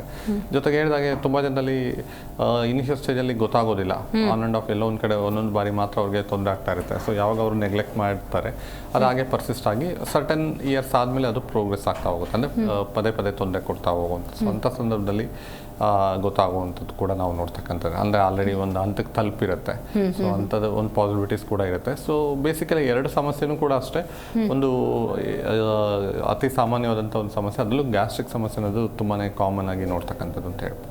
ಓಕೆ, ಈಗ ಗ್ಯಾಸ್ಟ್ರೈಟಿಸ್ ಮತ್ತು IBS ಅಂದಾಗ ಅದು ಯಾವುದೇ ಪ್ರೋಗ್ರೆಸ್ ಆಗಿದ್ರೂ ಕೂಡ, ಯಾವುದೇ ಹಂತದಲ್ಲಿದ್ದರೂ ಕೂಡ ಸಿಂಪ್ಟಮ್ಸ್ ಅನ್ನೋದು ಇಷ್ಟಕ್ಕೆ ಸೀಮಿತವಾಗಿರುತ್ತೆ. ಈಗ ಹುಳಿತೆಗೆ ಬರೋದು, ಹೊಟ್ಟೆ ಉಬ್ಬರಿಸ್ದಂಗೆ ಆಗೋದು, ಸ್ಟೂಲ್ ಪಾಸ್ ಆಗೋಕ್ಕೆ ಕಷ್ಟ ಆಗೋದು, ಇಲ್ಲಿಗೆ ಸೀಮಿತ ಆಗಿರುತ್ತಾ? ಕಾಂಪ್ಲಿಕೇಶನ್ಸು ಆಗ್ಬೋದಾ? ನೆಕ್ಸ್ಟ್ ಲೆವೆಲ್ಗೆ ಹೋಗ್ಬೋದಾ? ಅದೇ ಸಿಂಪ್ಟಮ್ಸ್ ಗ್ಯಾಸ್ಟ್ರಿಕಲ್ಲಿ ಎರಡು ರೀತಿ ನೋಡ್ತೀವಿ, ಒಂದು ಹೈಪರ್ ಅಸಿಡಿಟಿಯಿಂದ ಆಗ್ತಕ್ಕಂಥದ್ದು, ಇನ್ನೊಂದು ಇಂಡೈಜೆಷನಿಂದ ಆಗ್ತಕ್ಕಂಥ. ಸೊ ಹೈಪರ್ ಅಸಿಡಿಟಿಯಿಂದ ಏನಾಗುತ್ತೆ, ಎದೆ ಭಾಗದಲ್ಲಿ ಉರಿ ಬರೋದು, ಚೆಸ್ಟ್ ಪೈನ್ ಬರೋದು, ಹೆಡೇಕ್ ಬರೋದು, ಗಿಡಿನೆಸ್ ಆಗುವಂಥದ್ದು, ಮಿಡ್ ಚೆಸ್ಟ್ ಅಂತ ಹೇಳಿದ್ವಿ, ಎಪಿಗ್ಯಾಸ್ಟ್ರಿಕ್ ರೀಜನ್, ಸೊ ಅಲ್ಲಿ ಬರ್ನಿಂಗ್ ಸೆನ್ಸೇಷನ್ ಆಗೋದು. ಸೊ ಇದೆಲ್ಲ ಟಿಪಿಕಲ್ ಫ್ಯೂಚರ್ ಅಂತ ಹೇಳ್ತೀವಿ. ಅಂದರೆ ಆಸಿಡ್ ಸಿಕ್ರೇಷನ್ ಜಾಸ್ತಿ ಆದಾಗ, ಡೈಜೆಸ್ಟಿವ್ ಜ್ಯೂಸಸ್ ಹೆಚ್ಚು ಉತ್ಪತ್ತಿ ಆದಾಗ ತೊಂದರೆ ಆಗ್ತಕ್ಕಂಥದ್ದು. ಇಂಡೈಜೆಷನ್ ಅಜೀರ್ಣ ಶಕ್ತಿ ಆಯಿತು ಅಂತಂದರೆ ಅದರಿಂದ ಈಗೇನು ಹೊಟ್ಟೆ ಉಬ್ರ ಬರೋದು, ಅಂದರೆ bloating abdominal discomfort, sour eructation, water brush ಈ ಥರದ್ದೆಲ್ಲ ಲಕ್ಷಣಗಳನ್ನ ನೋಡ್ತಕ್ಕಂಥದ್ದು ಇರುತ್ತೆ. ಸೊ ಇದು ಹಾಗೇ ಪರ್ಸಿಸ್ಟ್ ಆಯಿತು ಅಂತ ಅಂದಾಗ ಏನಾಗುತ್ತೆ, ಕ್ರಮೇಣವಾಗಿ ಒಂದು ಇನ್ಫ್ಲಮೇಟರಿ ಚೇಂಜಸ್ ಅನ್ನೋದು ಪ್ರೋಗ್ರೆಸ್ ಆಗಿ ಸ್ಟೊಮಕಿನ ಡಿಫ್ರೆಂಟ್ ಪಾರ್ಟ್ಸ್ ಇರುತ್ತೆ, ಫಂಡಲ್ ಪಾರ್ಟ್ ಅಂತ ಹೇಳ್ತೀವಿ, ಅಥವಾ ಹೋಲ್ ಸ್ಟೊಮಕಿನ ಭಾಗದಲ್ಲಿ ಒಂದು ಇನ್ಫ್ಲಮೇಷನ್ ಆಗೋದು ಪ್ಯಾನ್ ಗ್ಯಾಸ್ಟ್ರೈಟಿಸ್ ಅಂತ ಹೇಳ್ತೀವಿ, ಫಂಡಲ್ ಗ್ಯಾಸ್ಟ್ರೈಟಿಸ್ ಅಂತ ಹೇಳ್ತೀವಿ. ಸೊ ಈ ಥರದ, ಅಥವಾ ಆ್ಯಂಟ್ರಲ್ ರೀಜನ್ ಅಂತ ಒಂದಿರುತ್ತೆ, ಸೊ ಅಲ್ಲಿ ಒಂದು ಇನ್ಫ್ಲಮೇಟರಿ ಚೇಂಜಸ್ ಆಗುವಂಥ ಆ್ಯಂಟ್ರಲ್ ಗ್ಯಾಸ್ಟ್ರೈಟಿಸ್. ಸೊ ಇದೆಲ್ಲ ಎಂಡೋಸ್ಕೋಪಿಲಿ ಗೊತ್ತಾಗ್ತಕ್ಕಂಥ. ಸೊ ಇದು ಕೂಡ ಒಂದು ಟೈಪ್ ಆಫ್ ಕಾಂಪ್ಲಿಕೇಶನ್ ಅಂತ ಹೇಳ್ತಕ್ಕಂಥದ್ದು ಇರುತ್ತೆ. ಅದು ದಾಟದ ಮೇಲೆ ಕೂಡ ಕೆಲವೊಬ್ಬರಿಗೆ ಅಲ್ಸರ್ ಡೆವಲಪ್ ಆಗುವಂಥ ಚಾನ್ಸ್ ಇರುತ್ತೆ, ಪೆಪ್ಟಿಕ್ ಅಲ್ಸರ್ ಅಂತ ಹೇಳ್ತಾರೆ. That is the most common complication, long ಟೈಮಲ್ಲಿ ಕಂಡು ಬರುವಂಥ ಒಂದು ಕಾಂಪ್ಲಿಕೇಶನ್. ಸೊ ಅಲ್ಸರ್ ಡೆವಲಪ್ ಆದಾಗ ಏನಾಗುತ್ತೆ, ತುಂಬ ಇಂಟೆನ್ಸ್ ಆಗಿ ಅವ್ರಿಗೆ ಸಮಸ್ಯೆಗಳು ಕಾಣಿಸ್ಕೊಳ್ಳುವಂಥದ್ದು, ತುಂಬ ಪೇಯ್ನ್ ಬರೋದು, ಅಥವಾ ಈವನ್ ಗ್ಯಾಸ್ಟ್ರಿಕ್ ಕಂಪ್ಲೇಂಟ್ಸ್ಗೆ ಯಾವುದೇ ಥರ ಒಂದು ಮೆಡಿಸಿನ್ಸ್ ತೊಗೊಂಡು ಶಾರ್ಟ್ ಟೈಮಲ್ಲಿ ಕಡಿಮೆ ಆಗಿ ಮತ್ತೆ ಅದು ಪರ್ಸಿಸ್ಟ್ ಆಗುವಂಥದ್ದು. ಅಥವಾ ಡ್ಯೂಯೋಡಿನಲ್ ಅಲ್ಸರ್ ಅಂತ ಹೇಳಿ, ಸ್ಟೊಮಕ್ ಆದ ನಂತರದ ಪಾರ್ಟ್ನ ಡ್ಯೂಯೋಡಿನಮ್ ಅಂತೀವಿ, ಅಲ್ಲಿ ಅಲ್ಸರ್ ಫಾರ್ಮ್ ಆಗುವಂಥದ್ದು. ಅಲ್ಲಿ ಅಲ್ಸರ್ ಫಾರ್ಮ್ ಆದಾಗ ಏನಾಗುತ್ತೆ, ತುಂಬ ಜನರಲ್ಲಿ ಊಟ ಮಾಡಿ ಸ್ವಲ್ಪ ಹೊತ್ತು, 1 hour 1 hour ಆದ ನಂತರ ಪೇಯ್ನ್ ಶುರುವಾಗುವಂಥದ್ದು. ಸೊ ಅಂದರೆ ಒಂದೊಂದು ಜಾಗದಲ್ಲಿ ಅಲ್ಸರ್ ಶುರುವಾದಾಗ ಒಂದೊಂದು ಥರದ ಲಕ್ಷಣಗಳು ನೋಡ್ತಕ್ಕಂಥದ್ದು ಇರುತ್ತೆ. ಇದೆಲ್ಲ ಗ್ಯಾಸ್ಟ್ರಿಕ್ ಕಂಪ್ಲೇಂಟ್ಸಿಂದ ಆಗ್ತಕ್ಕಂಥದ್ದು, ಅಂದರೆ ಲಾಂಗ್ ಟರ್ಮಲ್ಲಿ ಕಂಡುಬರುವಂಥ ಒಂದು ಕಾಂಪ್ಲಿಕೇಶನ್. IBS ಅಲ್ಲಿ ನೋಡೋದಾದರೆ ಮುಖ್ಯವಾಗಿ ಹೇಳಿದಾಗೆ ಲೂಸ್ ಮೋಷನ್ಸ್ ಅಥವಾ ಡಯೇರಿಯಾ ಪದೇ ಪದೇ ಆಗ್ತಾ ಹೋದಾಗ ಏನಾಗುತ್ತೆ, ಡಿಹೈಡ್ರೇಷನ್ ಆಗುವಂಥ ಒಂದು ಚಾನ್ಸ್ ಇರುತ್ತೆ. ಸೊ ಹಾಗಾಗಿ ಎಲೆಕ್ಟ್ರೋಲೈಟ್ ಇಂಬ್ಯಾಲೆನ್ಸ್ ಆಗುವಂಥದ್ದು, ಸೋಡಿಯಂ, ಪೊಟ್ಯಾಷಿಯಂ, ಕ್ಲೋರೈಡ್ ಈ ಥರದ್ದೆಲ್ಲ ಎಲೆಕ್ಟ್ರೋಲೈಟ್ಸ್ ಇರುತ್ತೆ, ಅದರ ಇಂಬ್ಯಾಲೆನ್ಸ್ ಆಗುವಂಥದ್ದು. ತುಂಬ ವೀಕ್, ಅಂದರೆ ವೆಯ್ಟ್ ಲಾಸ್ ಆಗ್ತಕ್ಕಂಥದ್ದು ಇರ್ಬೋದು, ಲಾಸ್ ಆಫ್ ಅಪಿಟೈಟ್, ಆಗದೆ ಇರೋದು, ವಾಮಿಟಿಂಗ್ ಸೆನ್ಸೇಷನ್ ಥರ ಬರೋದು, ಓವರ್ ಆಲ್ ಹೆಲ್ತ್ ಅಫೆಕ್ಟ್ ಆಗುವಂಥದ್ದು, ಏರ್ ಫಾಲ್ ಆಗ್ತಕ್ಕಂಥದ್ದು, ನ್ಯೂಟ್ರಿಷನ್ ಡಿಫಿಷಿಯನ್ಸೀಸ್ ಕಾಣಿಸ್ಕೊಳ್ಳುವಂಥದ್ದು, ವಿಟಮಿನ್ ಡಿ ಇರ್ಬೋದು, ವಿಟಮಿನ್ B12 ಇರ್ಬೋದು. ಸೊ ಈ ಥರದ್ದೆಲ್ಲ ಅಂದರೆ IBS ಅಲ್ಲಿ ಏನಾಗುತ್ತೆ, over all digestive tract affect ಆಗೋದ್ರಿಂದ ಒಂದು ಪ್ರಾಪರ್ ನ್ಯೂಟ್ರಿಯೆಂಟ್ಸ್ ಅಬ್ಸಾರ್ಪ್ಷನ್ ಆಗದೇ ಈ ಥರದ್ದೆಲ್ಲ ತೊಂದರೆಗಳು ಆಗ್ತಕ್ಕಂಥದ್ದು ಇರುತ್ತೆ. ಸೊ ತುಂಬ ಜನರಲ್ಲಿ ಬೇಸಿಕಲಿ IBS ಅಲ್ಲಿ 3 ಟೈಪ್ಸ್ ನಾವು ನೋಡ್ತೀವಿ. IBS-D ಅಂತ ಹೇಳ್ತೀವಿ, IBS-C ಆ್ಯಂಡ್ IBS-M ಅಂತ. ಸೊ IBS-D ಅಂದರೆ ಡಯೇರಿಯಾ ಪ್ರಿಡಾಮಿನೆಂಟ್ ಟೈಪ್ ಅಂತ ಹೇಳ್ತೀವಿ. ಸೊ ಅಂದರೆ ಏನಾಗುತ್ತೆ, ಹೆಚ್ಚು ಜನರಲ್ಲಿ ಈ ಥರ ಒಂದು ಲೂಸ್ ಮೋಷನ್ಸ್ ಆಗ್ತಕ್ಕಂಥದ್ದು. ಸೊ ಇನಿಷಿಯಲ್ ಸ್ಟೇಜಲ್ಲಿ 1 or 2 ಡೇ ಅಥವಾ ವಾರದಲ್ಲಿ 1 to 2 ಆ ಥರ ಆಗುವಂಥದ್ದು ನಿಧಾನ ಪ್ರೋಗ್ರೆಸ್ ಆಗಿ ಡೈಲಿ ಒಂದು 5-6 ಟೈಮ್ಸ್ ಕೂಡ ಆಗುವಂಥ ಒಂದು ಪಾಸಿಬಿಲಿಟೀಸ್ ಆ ಒಂದು ಹಂತಕ್ಕೆ ತಲುಪುವಂಥದ್ದು ಇರುತ್ತೆ. And it is the most commonest type ಅಂತ ಹೇಳ್ತೀವಿ. IBS-C ಅಂತಲೇ constipation predominant type. So stools irregular ಆಗೋದು, ತುಂಬ ಹಾರ್ಡ್ ಆಗೋದು, 2 days 3 days ಒನ್ಸ್ ಪಾಸ್ ಮಾಡುವಂಥದ್ದು, ಈ ಥರದ ಕಂಡೀಷನ್ನ IBS-C ಅಂತ ಹೇಳ್ತೀವಿ. IBS-M ಅಂತಂದರೆ ಮಿಕ್ಸೆಡ್ ಟೈಪ್, ಡಯೇರಿಯಾ ಮತ್ತು ಕಾನ್ಸ್ಟಿಪೇಷನ್ ಎರಡು ಆಲ್ಟರ್ನೇಟ್ಲಿ ಕಾಣಿಸ್ಕೊಳ್ಳುತ್ತೆ. ಕೆಲವೊಮ್ಮೆ ಡಯೇರಿಯಾ ಆಗೋವಂಥದ್ದು, ಕೆಲವೊಮ್ಮೆ ಕಾನ್ಸ್ಟಿಪೇಷನ್ ಆಗೋದು. ಸೊ ಹಾಗಾಗಿ ಇದೆಲ್ಲ ಫಾರ್ ಡಯಾಗ್ನೋಸಿಸ್ಗೆ ಅವಶ್ಯಕತೆ ಇರುತ್ತೆ. ಬಟ್ ಮೋರ್ ಆರ್ ಲೆಸ್ ಹೇಳಿದಾಗೆ ಇಂಥ ಒಂದು ಪೇಷಂಟ್ಸಲ್ಲಿ ಓವರ್ ಆಲ್ ಆಗಿ ಅವರ ಒಂದು ರೊಟೀನ್ ಅಫೆಕ್ಟ್ ಆಗುತ್ತೆ, ಟ್ರಾವೆಲ್ ಮಾಡೋದಕ್ಕೆ ಕಷ್ಟ ಆಗುತ್ತೆ, ಒಂದು ಮೀಲ್ ಸ್ಕಿಪ್ ಆದಾಗ ತೊಂದರೆ ಆಗ್ಬೋದು, ಫುಡ್ಡಲ್ಲಿ ಸ್ವಲ್ಪ ವ್ಯತ್ಯಾಸ ಆದಾಗಲೂ ತೊಂದರೆ ಆಗುವಂಥದ್ದು, ಇನ್ಫ್ಯಾಕ್ಟ್ ಈವನ್ ಲಿಕ್ವಿಡ್ ಡಯಟ್ ತೊಗೊಂಡಲ್ಲೂ ಕೂಡ ಕೆಲವೊಬ್ಬರಿಗೆ ತೊಂದರೆ ಆಗ್ತಕ್ಕಂಥದ್ದು ಇರುತ್ತೆ. ಸೊ ಹಾಗಾಗಿ ಅವರು ಆದಷ್ಟು ತುಂಬ ಕಾಷಿಯಸ್ ಆಗಿ ಆ ಒಂದು ಫುಡ್ ಹ್ಯಾಬಿಟ್ಸ್ನ ಫಾಲೋ ಮಾಡ್ತಾ ಇರ್ತಾರೆ. ಈವನ್ ಆ ಒಂದು ಎಲ್ಲ ಫ್ಯಾಕ್ಟರ್ಸಿಂದಲೂ ಕೂಡ ಏನಾಗುತ್ತೆ, ಅವ್ರಿಗೆ ಒಂದು ಪ್ರಾಪರ್ ನ್ಯೂಟ್ರಿಷನ್ ಸಿಗದೇ ಹಲವಾರು ರೀತಿಯ ತೊಂದರೆಗಳು ಕೂಡ ಆಗ್ತಕ್ಕಂಥದ್ದು ಇರುತ್ತೆ. Okay, right. ಸೊ ಇವತ್ತಿನ ಕಾರ್ಯಕ್ರಮದಲ್ಲಿ ನಾವು ಮಾತಾಡ್ತಾ ಇದ್ವಿ IBS ಹಾಗೂ ಗ್ಯಾಸ್ಟ್ರೈಟಿಸ್ ಕುರಿತಂತೆ. ಇನ್ನು ಡೀಟೇಲ್ಸನ್ನು ಈ ಕುರಿತಂತೆ ಪಡೆದುಕೊಳ್ಳೋಣ. ಜೊತೆಗೆ ಈ ಆರೋಗ್ಯವೇ ಭಾಗ್ಯ ಕಾರ್ಯಕ್ರಮಕ್ಕೆ ನೀವು ಕೂಡ ಕರೆ ಮಾಡಬಹುದು. IBS ಹಾಗೂ ಗ್ಯಾಸ್ಟ್ರೈಟಿಸ್ ಕುರಿತಂತೆ ಸೂಕ್ತ ರೀತಿಯ ಪ್ರಶ್ನೆಗಳನ್ನು ಕೇಳಿ ಪರಿಹಾರವನ್ನು ಪಡ್ಕೊಳ್ಬಹುದು. ಆರೋಗ್ಯವೇ ಭಾಗ್ಯ ಕಾರ್ಯಕ್ರಮದಲ್ಲಿ ಇವತ್ತು ನಾವು ಮಾತಾಡ್ತಾ ಇದ್ವಿ IBS ಹಾಗೂ ಗ್ಯಾಸ್ಟ್ರೈಟಿಸ್ ಕುರಿತಂತೆ. ಈಗಾಗಲೇ ಯಾವ ರೀತಿಯ ಲಕ್ಷಣಗಳಿಂದ IBS ಅನ್ನು ಗುರುತಿಸಬಹುದು, ಗ್ಯಾಸ್ಟ್ರೈಟಿಸ್ ಅನ್ನು ಗುರುತಿಸಬಹುದು ಮತ್ತು ಯಾವ ಕಾರಣಗಳಿಗೆ ಬರ್ಬೋದು, ಯಾವ ರೀತಿಯ ಟೈಪ್ಸ್ ಇರುತ್ತೆ ಅನ್ನೋದನ್ನು ಖಂಡಿತವಾಗ್ಲೂ ನೀವು ತಿಳ್ಕೊಂಡಿರ್ತೀವಿ. ಬಟ್ ಇವತ್ತಿನ ಒತ್ತಡದ ಜೀವನದಲ್ಲಿ ನಿದ್ದೆ ಅನ್ನೋದು ಬಹುದೊಡ್ಡ ಸಮಸ್ಯೆ ಆಗಿದೆ ಡಾಕ್ಟರ್. ನಿದ್ದೆ ಅನ್ನೋದು ಈ IBS ಮತ್ತು ಗ್ಯಾಸ್ಟ್ರೈಟಿಸ್ಗೆ ಕಾರಣ ಆಗಿರಬಹುದಾ ಅಂತ? ಡೆಫಿನೆಟ್ಲಿ ಈಗ ಸ್ಲೀಪ್ ಪ್ಯಾಟರ್ನ್ ತುಂಬ ಇಂಪಾರ್ಟೆಂಟ್ ಆಗುತ್ತೆ. ಸರಿಯಾದಂಥ ಸಮಯಕ್ಕೆ ಒಂದು ಪ್ರಾಪರಾಗಿ ರೆಸ್ಟ್ ಮಾಡೋದು, ಪ್ರಾಪರ್ ಸ್ಲೀಪ್ ಮಾಡೋವಂಥದ್ದು ತುಂಬ ಅವಶ್ಯಕ ಅಂತ ಹೇಳ್ಬೋದು. ಸೊ ಏನಾಗುತ್ತೆ, ಕರೆಕ್ಟ್ ಟೈಮ್ಗೆ ಒಂದು ಡೈಜೆಸ್ಟಿವ್ ಜ್ಯೂಸಸ್ ಸೆಕ್ರೇಟ್ ಆಗ್ತಾ ಇರುತ್ತೆ. ಸೊ ಎಲ್ಲೋ ಒಂದು ಕಡೆ ಹಾರ್ಮೋನ್ಸ್ ಇರ್ಬೋದು, ಜ್ಯೂಸಸ್ ಅಥವಾ ಎನ್ಸೈಮ್ಸ್ ಇದೆಲ್ಲವೂ ಕೂಡ ಪ್ರಾಪರ್ ಆನ್ ಟೈಮ್ ಸೆಕ್ರೇಟ್ ಆಗ್ತಿರುತ್ತೆ. ಸೊ ಎಲ್ಲೋ ಇದು ಡಿಸ್ಟರ್ಬ್ ಆಯಿತು ಅಂತಂದಾಗ definitely over all health affect ಆಗುವಂಥದ್ದು, ಅದೇ ರೀತಿಯಾಗಿ ಈ ಥರ ಒಂದು ಡೈಜೆಸ್ಟಿವ್ ಫಂಕ್ಷನ್ಸ್ ಅಫೆಕ್ಟ್ ಆಗುವಂಥದ್ದು ಕಾಮನ್ ಆಗುತ್ತೆ. ಸೊ ಅದರಿಂದ ಇಂಟರ್ನ್ ಏನಾಗುತ್ತೆ, ಭಾಳ ಥರ ತೊಂದರೆಗಳಾಗ್ತಕ್ಕಂಥದ್ದು ಇರುತ್ತೆ. ಸೊ ಈ ಥರ ಒಂದು ರೊಟೀನಾಗಿ ಏನೊಂದು ಸೆಕ್ರೇಷನ್ ಆಗ್ತಿರುತ್ತಲ್ಲ, ಅದನ್ನ ನಾವು ಸರ್ಕೇಡಿಯನ್ ರಿದಮ್ ಅಂತ ಹೇಳ್ತೀವಿ. ಸೊ ಅದು ಡಿಸ್ಟರ್ಬ್ ಆಯಿತು ಅಂದಾಗ ಸೊ ಡೆಫಿನೆಟ್ಲಿ ಅದು ಓವರ್ ಆಲ್ ಆಗಿ ಅವ್ರಿಗೆ ತುಂಬಾ ಇಂಪ್ಯಾಕ್ಟ್ ಮಾಡ್ತಕ್ಕಂಥದ್ದು ಇರುತ್ತೆ. ಅದೇ ರೀತಿಯಾಗಿ ಈ ಗ್ಯಾಸ್ಟ್ರಿಕ್ ಅನ್ನೋದು ಏನಾಗುತ್ತೆ, ಸೊ ಪ್ರತಿ ಬಾರಿ ಒಂದು ಫುಡ್ ಇಂಟೇಕ್ ಮಾಡುವಾಗಲೂ ಕೂಡ ಒಂದು ಟೈಪ್ ಆಫ್ ಫುಡ್ ಏನಿರುತ್ತೆ, ಸೊ ಅದು ಮೇಲೂ ಅವಲಂಬಿತವಾಗಿರುತ್ತೆ. ಸೊ ಕೆಲವೊಂದು ಫುಡ್ಡಲ್ಲಿ ಇನ್ಫ್ಯಾಕ್ಟ್ ಏನಾಗುತ್ತೆ, ತುಂಬ ಹಾಟ್ ಅಥವಾ ಸ್ಪೈಸಿ ಈ ಥರದ್ದೆಲ್ಲ ತೊಗೊಂಡಾಗ ಇನ್ಫ್ಯಾಕ್ಟ್ ಅದು ಆ್ಯಸಿಡ್ನ ಇನ್ನೂ ಹೆಚ್ಚು ಉತ್ಪತ್ತಿ ಮಾಡುವಂಥದ್ದು ಇರುತ್ತೆ. ಸೊ ಹಾಗಾಗಿ ಸೊ ಟೈಪ್ ಆಫ್ ಫುಡ್ ಮೇಲೂ ಕೂಡ ಡಿಪೆಂಡ್ ಆಗಿರುತ್ತೆ. ಸೊ ಹಾಗಾಗಿ ಟೈಮಿಂಗ್ಸ್ ಅಥವಾ ಟೈಪ್ ಅಥವಾ ಕ್ವಾಂಟಿಟಿ, ತುಂಬ ಕೆಲವೊಬ್ಬರು ಹೆವಿಯಾಗಿ ಕನ್ಸ್ಯೂಮ್ ಮಾಡ್ತಾರೆ ಅಥವಾ ತುಂಬ ಹೊತ್ತೇನು ತಿಂದೇ ಇರುವಂಥದ್ದು ಲಾಂಗ್ ಟರ್ಮಲ್ಲಿ. ಸೊ ಈ ಥರದ್ದೆಲ್ಲ ಒಂದು ಫ್ಯಾಕ್ಟರ್ಸಿಂದನೂ ಕೂಡ ಏನಾಗುತ್ತೆ, ಒಂದು ಗ್ಯಾಸ್ಟ್ರಿಕ್ ಸಮಸ್ಯೆ ಕಾಣಿಸ್ಕೊಳ್ಳುವಂಥ ಒಂದು ಚಾನ್ಸಸ್ ಇರುತ್ತೆ. ಓಕೆ, ಬಹುತೇಕರಿಗೆ ಏನು ಅಂದರೆ ಸೆಲ್ಫ್ ಮೆಡಿಕೇಷನ್. ಗ್ಯಾಸ್ಟ್ರೈಟಿಸ್ ಅಂದರೆ ಇದು ಮಾಡಬೇಕು ಅಂತ ಮನೆಯಲ್ಲೇ ಒಂದಷ್ಟು ಎಕ್ಸ್ಪೆರಿಮೆಂಟ್ಸ್ ಮಾಡ್ತಾರೆ, ಇಲ್ಲ ಮೆಡಿಕಲ್ಗೆ ಹೋಗ್ತಾರೆ, ಬೇಕಾದಂಥ ಟ್ಯಾಬ್ಲೆಟನ್ನು ಕನ್ಸ್ಯೂಮ್ ಮಾಡ್ತಾರೆ. ಇದು ಎಷ್ಟರ ಮಟ್ಟಿಗೆ ಡೇಂಜರಸ್ ಅಂತ? ಅದೇ ಏನಾಗುತ್ತೆ, ಈ ಒಂದು ಗ್ಯಾಸ್ಟ್ರಿಕ್ ಕಂಪ್ಲೇಂಟ್ಸ್ ಅನ್ನೋದು all of A sudden severe ಆಗೋದಿಲ್ಲ, ಜೊತೆಗೆ ಕಂಪ್ಲೇಂಟ್ಸ್ ಕೂಡ ಪರ್ಸಿಸ್ಟ್ ಆಗೋದಿಲ್ಲ. ಅಂದರೆ ಒಂದ್ಸತಿ ಕಾಣಿಸ್ಕೊಂಡು ನಂತರ ಕಡಿಮೆ ಆಗೋದು, ಸ್ವಲ್ಪ ಫುಡ್ಡಲ್ಲಿ ಚೇಂಜಸ್ ಮಾಡ್ಕೊಂಡ ತಕ್ಷಣ ನಾರ್ಮಲ್ ಆಗೋದು, ಈ ಥರದ್ದೆಲ್ಲ ಒಂದು ವೇರಿಯೇಷನ್ಸ್ ಆಗ್ತಿರುತ್ತೆ. ಬಟ್ ಒಂದ್ ವೇಳೆ ಅದು ಆನ್ ಆ್ಯಂಡ್ ಆಫ್ ಬರ್ತಾ ಇದೆ, ಇನ್ನೂ ಪ್ರೋಗ್ರೆಸ್ ಆಗ್ತಾ ಇದೆ, ಅಂದರೆ ಇನ್ನೂ ತೀವ್ರ ಸ್ವರೂಪ ಪಡ್ಕೊಳ್ತಾ ಇದೆ, ಸಿವಿಯರ್ ಆಗ್ತಾ ಇದೆ ಅಂತ ಅಂದಾಗ ಡೆಫಿನೆಟ್ಲಿ ಸೆಲ್ಫ್ ಮೆಡಿಕೇಶನ್ಸ್ ಅದನ್ನು ಅವಾಯ್ಡ್ ಮಾಡಬೇಕಾಗುತ್ತೆ. ಅಂದರೆ ಸೆಲೆಕ್ಟ್ ಒಂದು 2 to 3 months ಆದರೂ ಅದು ಕಡಿಮೆ ಆಗ್ತಿಲ್ಲ, ಪ್ರೋಗ್ರೆಸ್ ಆಗ್ತಾ ಇದೆ, ಹೆಚ್ಚಾಗ್ತಾ ಇದೆ ಅಂತ ಅಂದಾಗ ಸೊ ಅದನ್ನೆಲ್ಲ ನಾವು ದೀರ್ಘಕಾಲದ ಸಮಸ್ಯೆ, ಅರೌಂಡ್ 8 to 12 weeks ಅಥವಾ 2-3 months ಎಬೋವ್.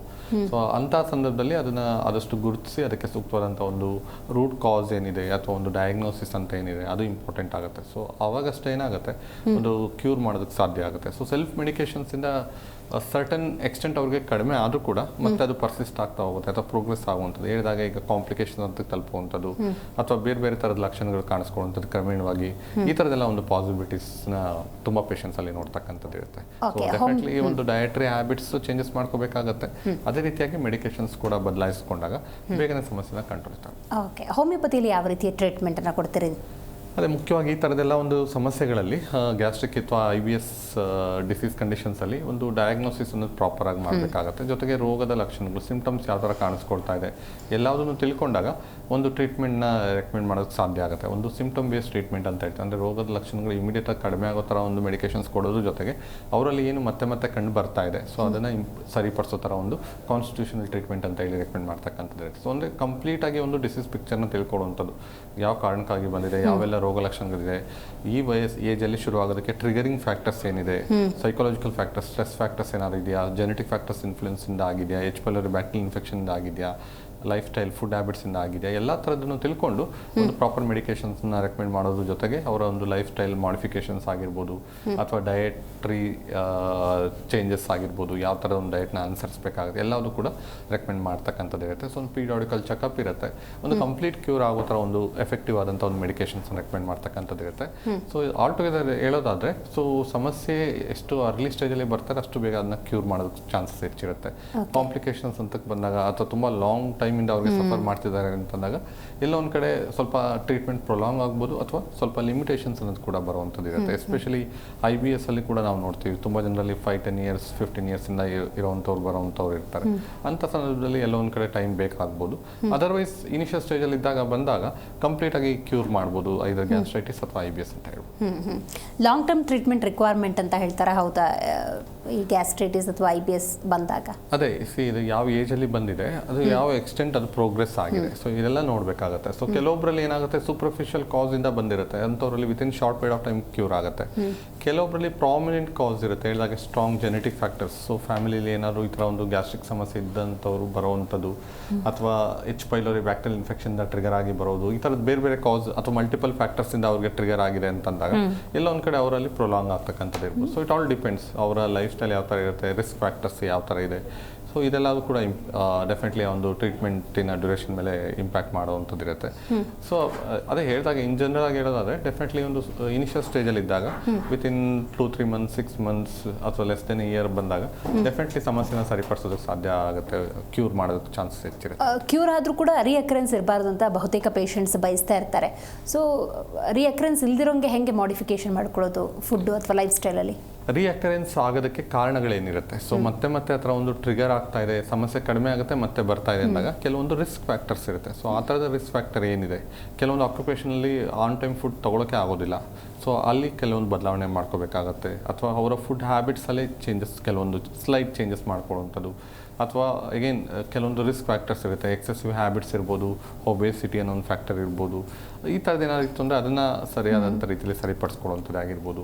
ಅಥವಾ ಎಲ್ಲದಕ್ಕಿಂತ ಮುಖ್ಯವಾಗಿ ಡಯಟ್. ಸೊ ಏನಾಗುತ್ತೆ ಇತ್ತೀಚೆಗೆ ಒಂದು ಪ್ಯಾಕೇಜ್ ಫುಡ್ ಅಥವಾ ಪ್ರೊಸೆಸ್ ಫುಡ್ ಅನ್ನೋದು ಕಾಮನ್ ಆಗ್ತಾ ಇದೆ. ಸೊ ಈ ಥರದ ಒಂದು ಫುಡ್ನ ಆದಷ್ಟು ಲಿಮಿಟ್ ಮಾಡುವಂಥದ್ದು. ಅಥವಾ ಇಂಡೈಜೆಸ್ಟಿಬಲ್ ಫುಡ್ ಅಂತ ಹೇಳ್ತೀವಿ, ಬೇಕ್ರಿ ಪ್ರಾಡಕ್ಟ್ಸ್, ಬಿಸ್ಕೆಟ್ಸ್, ಈ ಥರದ್ದೆಲ್ಲ ಇನ್ ಜನರಲ್ ಆಗಿ ಹೇಳೋದಾದರೆ ಇಂಥದನ್ನೆಲ್ಲ ಆದಷ್ಟು ಲಿಮಿಟ್ ಮಾಡಿದಾಗ ಡೆಫಿನೆಟ್ಲಿ ಏನಾಗುತ್ತೆ ಒಂದು ಡೈಜೆಸ್ಟಿವ್ ಫಂಕ್ಷನ್ಸ್ ಇಂಪ್ರೂವ್ ಆಗುತ್ತೆ. ಗಟ್ ಹೆಲ್ತ್ ಅಂತ ಏನು ಹೇಳ್ತೀವಿ, ಸೊ ಅದು ಪ್ರೋಬಯೋಟಿಕ್ ರಿಚ್ ಇರುವಂಥ ಒಂದು ಫುಡ್ ತಗೊಳ್ಳುವಂಥದ್ದು ಆಗಿರ್ಬೋದು. ಸೊ ಅದೆಲ್ಲ ತುಂಬ ಬ್ಲ್ಯಾಂಡ್ ಫುಡ್ ಅಂತ ಏನು ಹೇಳ್ತೀವಿ, ಸೊ ಅದು ಅನುಸರಿಸೋದು ತುಂಬ ಇಂಪಾರ್ಟೆಂಟ್ ಆಗುತ್ತೆ. ಅಂದರೆ ಲೆಸ್ ಆಯಿಲಿ, ಸ್ಪೈಸಿ ಇರ್ಬೋದು, easily digestible food, green leafy vegetables ಇರ್ಬೋದು, ಸ್ಪ್ರೌಟ್ಸ್, ಮೊಳಕೆ ಕಾಳು, ಸೊಪ್ಪು ಅಥವಾ ಸೀಸನ್ ಫ್ರೂಟ್ಸ್ ಇರ್ಬೋದು. ಸೊ ಈ ಥರದ್ದೆಲ್ಲದನ್ನು ಡಯಟಲ್ಲಿ ಇನ್ಕ್ಲೂಡ್ ಮಾಡಿ, ಸಲಾಡ್ಸ್ ಇರ್ಬೋದು, ಈ ಥರದ್ದೆಲ್ಲ ಒಂದು ಡಯಟಲ್ಲಿ ಇನ್ಕ್ಲೂಡ್ ಮಾಡಿದಾಗ ಡೆಫಿನೆಟ್ಲಿ ಏನಾಗುತ್ತೆ ಒಂದು ಸಮಸ್ಯೆ ಆದಷ್ಟು ಕಂಟ್ರೋಲ್ಗೂ ಬರುತ್ತೆ, ವಾಸಿ ಕೂಡ ಆಗುವಂಥ ಒಂದು ಚಾನ್ಸಸ್ ಇರುತ್ತೆ. ಈಗ BP, ಶುಗರ್ ಅನ್ನೋದು ತೀವ್ರ ಸಹಜ ಅನ್ನೋ ಮಟ್ಟಕ್ಕಿದೆ. ಅದ್ರ ಜೊತೆಗೆ ಗ್ಯಾಸ್ಟ್ರೈಟಿಸು, IBS ನಂತಹ ಇತರ ಸಮಸ್ಯೆಗಳು ಇದ್ದರೆ ಟ್ರೀಟ್ಮೆಂಟ್ ಪ್ರತ್ಯೇಕವಾಗಿರುತ್ತಾ ಹೇಗೆ? ಡೆಫಿನೆಟ್ಲಿ ಏನಾಗುತ್ತೆ BP, ಶುಗರ್ ಅನ್ನೋದು ಒಂದು ಲೈಫ್ ಸ್ಟೈಲ್ ಡಿಸೀಸ್ ಅಂತ ಹೇಳ್ತೀವಿ. ಸೊ ಅದು ಸಮಸ್ಯೆ ಜೊತೆಗೆ ಈ ಥರದ ಸಮಸ್ಯೆ ಇದ್ದಾಗ ಸೊ ಒಂದು ಈ ಸಮಸ್ಯೆ ಕ್ಯೂರ್ ಆಗೋದ್ರ ಜೊತೆಗೆ ಅದನ್ನು ಕಂಟ್ರೋಲ್ ಮಾಡೋದು ಕೂಡ ಇಂಪಾರ್ಟೆಂಟ್ ಆಗುತ್ತೆ. ಒಂದು ವೇಳೆ ಶುಗರ್ ಲೆವೆಲ್ ಸ್ವಲ್ಪ ಹೈ ಆಯಿತು ಅಂದರೆ ಹೇಗೆ ಈ ಒಂದು ಸಮಸ್ಯೆಗಳು ಜಾಸ್ತಿ ಆಗುವಂಥ ಒಂದು ಚಾನ್ಸ್ ಇರುತ್ತೆ. ಸೊ ಹಾಗಾಗಿ ಮಲ್ಟಿಪಲ್ ಕಂಪ್ಲೇಂಟ್ಸ್ ಇದ್ದಾಗ ಆ ಒಂದು ಸಮಸ್ಯೆನೂ ಕಂಟ್ರೋಲ್ ಆಗೋ ಥರ ಒಂದು ಮೆಡಿಕೇಷನ್ನ ಕೊಡುವಂಥದ್ದು ಇರುತ್ತೆ. ಅಂದರೆ ಆಲ್ ಟುಗೆದರ್ ಹೇಳೋದಾದರೆ ಓವರಾಲ್ ಆಗಿ ಅವ್ರಿಗೆ ಯಾವುದೇ ಥರ ಒಂದು ಸಮಸ್ಯೆ ಲಾಂಗ್ ಟರ್ಮಿಂದ ಪರ್ಸಿಸ್ಟ್ ಆಗ್ತಾ ಇದೆ ಅಥವಾ ತೊಂದರೆ ಕೊಡ್ತಾ ಇದೆ ಅಂದಾಗ ಆ ಎಲ್ಲ ಸಮಸ್ಯೆಗಳು ಕಂಟ್ರೋಲ್ ಆಗೋ ಥರ ಒಂದು ಓವರಾಲ್ ಆಗಿ ಅವರ ಒಂದು ಹೆಲ್ತ್ ಕಂಡೀಷನ್ನ ಇಂಪ್ರೂವ್ ಮಾಡೋ ಥರ, ರೋಗ ನಿರೋಧಕ ಶಕ್ತಿ ಅಥವಾ ಇಮ್ಯೂನ್ ಸಿಸ್ಟಮ್ ಅಂತ ಏನು ಹೇಳ್ತೀವಿ, ಸೊ ಇಮ್ಯೂನ್ ಸಿಸ್ಟಮ್ ಸ್ಟ್ರೆಂಥನ್ ಮಾಡೋ ಥರ ಅಥವಾ ಇಮ್ಯೂನ್ ಸಿಸ್ಟಮ್ ಬೂಸ್ಟ್ ಅಪ್ ಮಾಡೋ ಥರ, ಫಂಕ್ಷನಿಂಗ್ನ ಇಂಪ್ರೂವ್ ಮಾಡೋ ಥರ ಮೆಡಿಕೇಶನ್ಸ್ ಕೊಡೋದ್ರ ಜೊತೆಗೆ ಒಂದು ಪೆಥಾಲಜಿಕಲ್ ಚೇಂಜಸ್ ಏನಾಗ್ತಾ ಇದೆ ಸೊ ಅದನ್ನು ಕಂಟ್ರೋಲ್ ಮಾಡೋ ಥರ ಒಂದು ಮೆಡಿಕೇಶನ್ ಜೊತೆಗೆ ಆ್ಯಸಿಡ್ ರೆಗ್ಯುಲೇಷನ್ ಇಂಬ್ಯಾಲೆನ್ಸ್ ಆಗಿ ತೊಂದರೆ ಆದರೆ ಅದನ್ನು ಪ್ರಾಪರ್ ರೆಗ್ಯುಲೇಟ್ ಮಾಡುವಂಥದ್ದು ಅಥವಾ ಒಂದು gastric mucosal layer resistance power ಕಡಿಮೆ ಇತ್ತು ಅದನ್ನ ಇಂಪ್ರೂವ್ ಮಾಡೋ ಥರ ಆಗಿರ್ಬೋದು.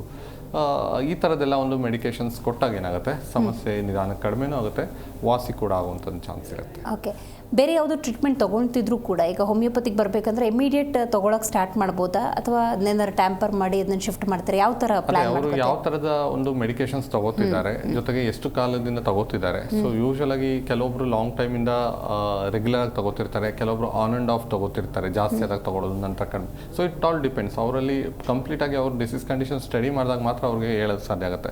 ಆನ್ ಆ್ಯಂಡ್ ಆಫ್ ತಗೋತಿರೋರು ಡೆಫಿನೆಟ್ಲಿ ಅದನ್ನು ತಗೊಳ್ಳೋವಂಥ ಅವಶ್ಯಕತೆ ಬರೋದಿಲ್ಲ. ಲಾಂಗ್ ಟರ್ಮಿಂದ ರೆಗ್ಯುಲರ್ ಆಗಿ ತಗೋತಿರ್ತಾರೆ ಅಂದವರಲ್ಲಿ ಸ್ವಲ್ಪ ಟೈಮ್ ಬೇಕಾಗುತ್ತೆ. ಅಂಥವರಲ್ಲಿ ಸೈಮಲ್ಟೇನಿಯಸ್ ಆಗಿ ಹೋಮಿಯೋಪತಿ ಮೆಡಿಸಿನ್ಸ್ ಶುರು ಮಾಡಿ ನಂತರದಲ್ಲಿ ಅವರ ಒಂದು ಡಿಸೀಸ್ ಕಂಡೀಷನ್ ಕಂಟ್ರೋಲಿಗೆ ಬಂದ ನಂತರ ಆ ಒಂದು ಏನೊಂದು ಆ್ಯಂಟಾಸಿಡ್ಸ್ ತಗೋತಿರ್ತಾರೆ ಅದನ್ನ ಆದಷ್ಟು ಕ್ರಮೇಣವಾಗಿ ಕಡಿಮೆ ಮಾಡುವಂಥದ್ದು ಅಥವಾ ಈವನ್ ಸ್ಟಾಪ್ ಮಾಡುವಂಥದ್ದು ಕೂಡ ನೋಡ್ತಕ್ಕಂಥದ್ದು. ಓಕೆ, ಈ ಗ್ಯಾಸ್ಟ್ರೈಟಿಸ್ನಂತಹ ಸಮಸ್ಯೆ ಈಗ ಮಹಿಳೆಯರಲ್ಲಿ ಜಾಸ್ತಿ ಕಂಡು ಬರುತ್ತೆ ಅಥವಾ ಪುರುಷರಲ್ಲಿ ಜಾಸ್ತಿ ಈ ಥರದ್ದು ಏನಾದರೂ ಇರುತ್ತೆ ಅಥವಾ ಈಕ್ವಲ್ ಆಗಿ ಅವ್ರ ಲೈಫ್ ಸ್ಟೈಲ್ ಮೇಲೆ ಇದು ಡಿಪೆಂಡ್ ಆಗಿರುತ್ತೆ ಹೆಂಗೆ ಅಂತ?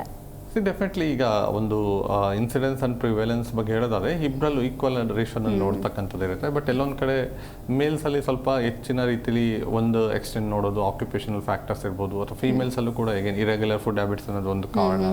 ಸೊ ಹಾಗಾಗಿ ಒಬ್ಬೊಬ್ಬರಲ್ಲಿ ಒಂದೊಂದು ರಿಸ್ಕ್ ಫ್ಯಾಕ್ಟರ್ಸ್ ಇರೋದ್ರಿಂದ ಒಂದು ಕಾಮನ್ ಆಗಿ ನೋಡ್ತಕ್ಕಂಥದ್ದು ಇರುತ್ತೆ. ಬಟ್ ಏನಂದರೆ ಸ್ವಲ್ಪ ಮಿಡ್ಲ್ ಏಜಲ್ಲಿ ಹೆಚ್ಚಾಗಿ ಅಡಲ್ಟ್ಸಲ್ಲಿ ಹೆಚ್ಚಾಗಿ ನೋಡ್ತಕ್ಕಂಥದ್ದು ಇರುತ್ತೆ. ಇನ್ಫ್ಯಾಕ್ಟ್ ಏಜ್ ಆದ ನಂತರನೂ ಕೇಳೋ ಕೆಲವೊಬ್ಬರಿಗೆ 60 ಇಯರ್ಸ್ ನಂತರ 50 ಇಯರ್ಸ್ ನಂತರ ಡೈಜೆಸ್ಟಿವ್ ಫಂಕ್ಷನ್ಸ್ ವೀಕ್ ಆಗೋದ್ರಿಂದ ಆ ಒಂದು ಸಂದರ್ಭದಲ್ಲೂ ಕೂಡ ಬರುವಂಥದ್ದು ಇರುತ್ತೆ. But quite less often seen ಅಂತ ಹೇಳ್ಬೋದು. ಸೊ ಹೇಳಿದಾಗೆ ಇತ್ತೀಚೆಗೆ ಒಂದು ಒತ್ತಡ ಹೆಚ್ಚಾಗ್ತಿರುವಂಥ ಒಂದು ಲೈಫ್ ಸ್ಟೈಲ್ ಇರ್ಬೋದು ಅಥವಾ ಇರೆಗ್ಯುಲರ್ ಫುಡ್ ಹ್ಯಾಬಿಟ್ಸ್ ಇರ್ಬೋದು ಅಥವಾ ಸೆಡೆಂಟ್ರಿ ಹ್ಯಾಬಿಟ್ಸ್ ಇರ್ಬೋದು. ಸೊ ಇದೆಲ್ಲದೂ ಕೂಡ ಕಲೆಕ್ಟಿವ್ ಆಗಿ ಸಮಸ್ಯೆ ಬರೋದಕ್ಕೆ ಕಾರಣ ಆಗುತ್ತೆ, ಇಂಪ್ಯಾಕ್ಟ್ ಮಾಡುವಂಥ ಒಂದು ಚಾನ್ಸಸ್ ಜಾಸ್ತಿ ಇರುತ್ತೆ. ಓಕೆ, ಫುಡ್ ಕನ್ಸ್ಯೂಮಿಂಗ್ ಅಂದಾಗ ಇವತ್ತು ಹೊರಗಡೆ ಫುಡ್ಡನ್ನು ಕನ್ಸ್ಯೂಮ್ ಮಾಡ್ತಿದ್ದಾರೆ ಬಹುತೇಕರು. ಆ್ಯಂಡ್ ಸೇಮ್ ಟೈಮ್ ಏನು ಅಂದರೆ ವರ್ಕಿಂಗ್ ಪೀಪಲ್ ಜಾಸ್ತಿ ಇರೋದ್ರಿಂದಾಗಿ ಬೆಳಗ್ಗೆ ಪ್ರಿಪೇರ್ ಮಾಡೋ ಫುಡ್ಡನ್ನು ಮಧ್ಯಾಹ್ನ ತಿನ್ನೋದು, ಸಾಯಂಕಾಲ ತಿನ್ನೋದು, ಇಲ್ಲ ರಾತ್ರಿ ತಿನ್ನೋದು, ಈ ಥರದ್ದು ಅನಿವಾರ್ಯವಾಗಿ ಕನ್ಸ್ಯೂಮ್ ಮಾಡ್ತಿದ್ದಾರೆ. ಇದು ಎಷ್ಟರ ಮಟ್ಟಿಗೆ ಕಾರಣ ಆಗಬಹುದು ಅಂತೀರಿ?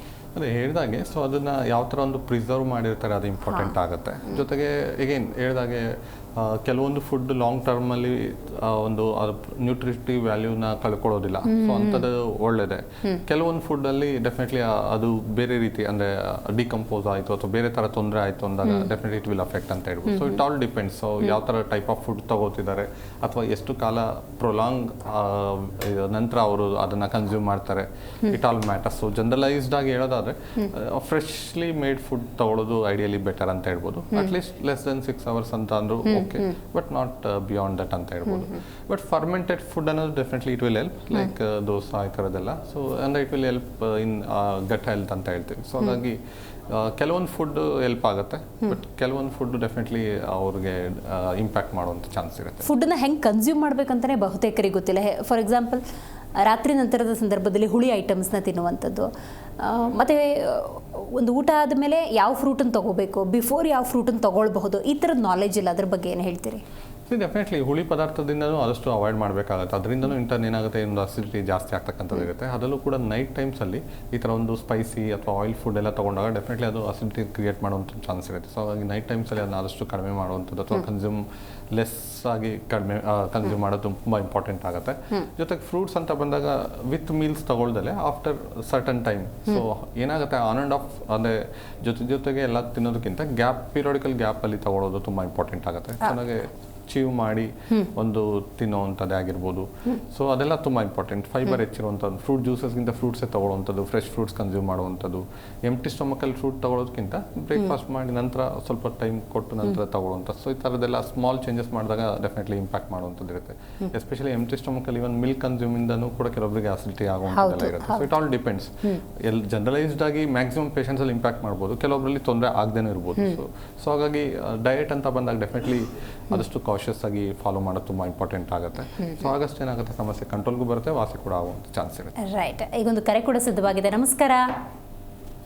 ನಮಸ್ತೆ ಮೇಡಮ್. ಓಕೆ, ಡಾಕ್ಟರ್ ಇದ್ದಾರೆ, ಮಾತಾಡಿ. ಹಲೋ. ಇಲ್ಲ ಸರ್, ಇವಾಗ 3 ತಿಂಗಳಿಂದ ಹೊಟ್ಟೆ ನೋವು ಜಾಸ್ತಿ. ಓಕೆ, ಅದಕ್ಕೆ ಏನ್ ಮಾಡ್ಬೇಕು ಅಂತ ಕೇಳಿ. ನಿಮ್ಮ ವಯಸ್ಸು ಎಷ್ಟಮ್ಮ? ವಯಸ್ಸು ಒಂದ್ 50 ಆಗಿ 55 ಔಷಧಿ ಏನಾದ್ರು ತಗೋತಾ ಇದ್ದೀರಾ? ಇಲ್ಲ ಸರ್, ನಾವ್ ಅಲ್ಲೂ ಇಲ್ಲೆಲ್ಲ ಆಸ್ಪತ್ರೆ ತೋರ್ಸಿದ್ವಿ, ಏನ್ ತೋರ್ಸಿದ್ರು ಎಲ್ಲೂ ಕಮ್ಮಿ ಆಗ್ತಾ ಇಲ್ಲ. ಸ್ಕ್ಯಾನಿಂಗ್ ಏನಾದ್ರು ಮಾಡಿಸಿದ್ರಮ್ಮ? ಇಲ್ಲ ಸರ್, ಸ್ಕ್ಯಾನಿಂಗ್ ಏನ್ ಮಾಡ್ಸಿಲ್ಲ ನಾವು. ಓಕೆ. ಈಗ ಹೊಟ್ಟೆ ನೋವು ಬಿಟ್ಟು ಬೇರೆ ಏನೋ ಸಮಸ್ಯೆ ಇದೆಯಾ? ಹಾ, ಹೊಟ್ಟೆ ನೋವು ಬರ್ತಿದೆ ಅಂದಲ್ಲ, ಅದು ಬಿಟ್ಟು ಬೇರೆ ಸಮಸ್ಯೆ ಏನಾದ್ರು ಇದೆಯಾ? ಬೇರೆದೇನು ಇಲ್ಲ ಸರ್, ಬರೀ ಹೊಟ್ಟೆ ನೋವೇನೆ. ಓಕೆ. ಒಂದು ಬಾರಿ ನೋಡಿಮ್ಮ, ಒಂದು ಹೊಟ್ಟೆದು ಸ್ಕ್ಯಾನ್ ಮಾಡಿಸಿದ್ರೆ ಕ್ಲಿಯರಾಗಿ ಗೊತ್ತಾಗುತ್ತೆ ಅದು ಯಾವ ಕಾರಣದಿಂದ ಬರ್ತಾ ಇದೆ ಅಂತ. ಸೊ ಏನಾಗುತ್ತೆ, 3 ತಿಂಗಳಿಂದ ಬರ್ತಾ ಇದೆ ಅಂತ ಅಂದರೆ ಒಂದು ಅಬ್ಡಾಮಿನ್ ಪೆಲ್ವಿಸ್. ಒಂದ್ಸತಿ ಒಂದ್ ಸ್ಕ್ಯಾನಿಂಗ್ ಮಾಡ್ತಿದ್ವಿ. ಓಕೆ. ಅದ್ರಾಗ ಏನು ಇಲ್ಲ, ನಾರ್ಮಲ್ ಅಂತ ಬಂದಿತ್ತು, ಮಾಡ್ತಿದ್ವಿ. ಹಾಗಿದ್ದಾಗ ಮೋರ್ ಕಾಮನ್ಲಿ ಎಲ್ಲೊಂದು ಕಡೆ ಡೈಜೆಷನ್ ಅಫೆಕ್ಟ್ ಆದಾಗ ತೊಂದರೆ ಆಗುವಂಥದ್ದು ಇರುತ್ತಮ್ಮ. ಅಂದರೆ ಗ್ಯಾಸ್ಟ್ರಿಕ್ ಕಂಪ್ಲೇಂಟ್ಸಿಂದ ತುಂಬ ಜನರಲ್ಲಿ ಈ ಥರ ಹೊಟ್ಟೆ ನೋವು ಬರುತ್ತೆ. ಬಟ್ ನಿಮ್ಮಲ್ಲಿ ಯಾವ ಕಾರಣಕ್ಕಾಗಿ ಪದೇ ಪದೇ ಬರ್ತಾ ಇದೆ? ಈಗ ಯಾವುದೋ ಒಂದು ಬಾರಿ ಒಂದು ಫುಡ್ ತೊಗೊಂಡಾಗ ಬಂದು ನಂತರ ಕಡಿಮೆ ಆಗ್ತಿದೆ ಅಂತಂದರೆ ಓಕೆ. ಬಟ್ ಮತ್ತೆ ಮತ್ತೆ ಬರ್ತಾ ಇದೆ ಅಂತ ಅಂದರೆ ಕೆಲವೊಂದು ಆರ್ಗನ್ಸ್ ಇರುತ್ತೆ. ಸೊ ಆ ಯಾವುದಾದ್ರು ಆರ್ಗನ್ನಲ್ಲಿ ಏನಾದ್ರು ಇಶ್ಯೂಸ್ ಆಗಿದೆಯಾ ಅದೆಲ್ಲ ನೋಡಬೇಕಾಗತ್ತೆ. ಸೊ ನೋಡಿ, ಹಲವಾರು ಥರದ ಒಂದು ಬ್ಲಡ್ ಟೆಸ್ಟ್ ಕೂಡ ಇರುತ್ತೆ, ಜೊತೆಗೆ ಸ್ಕ್ಯಾನಿಂಗ್ ಕೂಡ ಇರುತ್ತೆ. ಇದೆಲ್ಲ ಕಂಪ್ಲೀಟಾಗಿ ಮಾಡಿಸಿದ್ರೆ ಕ್ಲಿಯರಾಗಿ ಕಾರಣ ಏನು ಅಂತ ಗೊತ್ತಾಗುತ್ತೆ. ನಂತರ ಔಷಧಿ ತಗೊಂಡ್ರೆ ಬೇಗನೆ ಸಮಸ್ಯೆನ ಸರಿಪಡಿಸ್ಬೋದು.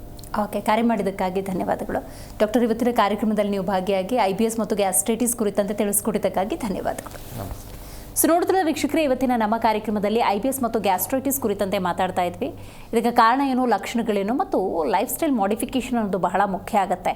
ಅಲ್ಲಿ ಎಡವಿದ್ರಿಂದಾಗೆ ಇಂಥ ಅನಾರೋಗ್ಯದ ಸಮಸ್ಯೆಗಳು ಕಾಡ್ತಾ ಇರುವಂಥದ್ದು. ಹಾಗಾಗಿ IBS ಹಾಗೂ ಗ್ಯಾಸ್ಟ್ರೈಟಿಸ್ ಬರದಂತೆ ಸೂಕ್ತ ರೀತಿಯ ಸಲಹೆಯನ್ನು ಇವತ್ತಿನ ಡಾಕ್ಟರ್ ನಿಮಗೆ ತಿಳಿಸ್ಕೊಟ್ಟಿದ್ದಾರೆ. ಮತ್ತು ನೀವು ಇದೇ ರೀತಿ ಯಾವುದಾದ್ರೂ ಸಮಸ್ಯೆಯಿಂದ ಬಳಲ್ತಾ ಇದ್ದರೆ ಖಂಡಿತವಾಗ್ಲೂ ನೇರವಾಗಿ ಡಾಕ್ಟರ್ಸನ್ನು ಭೇಟಿಯಾಗಿ ನಿಮ್ಮ ಸಮಸ್ಯೆಗೆ ಸೂಕ್ತ ಪರಿಹಾರವನ್ನು ಕಂಡುಕೊಳ್ಬಹುದು ಅಂತ ಹೇಳ್ತಾ ಇವತ್ತಿನ ಕಾರ್ಯಕ್ರಮವನ್ನು ಮುಗಿಸೋಣ. ನೋಡ್ತಾ ಇರಿ ಜಿ ಕನ್ನಡ ನ್ಯೂಸ್, ಸತ್ಯವೇ ಸುದ್ದಿಯ ಜೀವಾಳ. ವಾಸಿಯಾಗದ ಆರೋಗ್ಯ ಸಮಸ್ಯೆ ನಿಮ್ಮನ್ನ ಕಾಡ್ತಿದೆಯಾ? ಹಾಗಿದ್ರೆ ಚಿಂತೆ ಬಿಡಿ, ನಮ್ಮ ಹೋಮಿಯೋ ಕೇರ್ಗೆ ಬನ್ನಿ. ಹೋಮಿಯೋ ಕೇರ್ ಇಂಟರ್ನ್ಯಾಷನಲ್ ಹಲವು ಆರೋಗ್ಯ ಸಮಸ್ಯೆಗಳಿಗೆ ಸಿಗಲಿದೆ ಸೂಕ್ತ ಪರಿಹಾರ. ನೇರ ಭೇಟಿಗೆ ಸಂಪರ್ಕಿಸಿ 9550 00 1133 1800 10 81 21 212.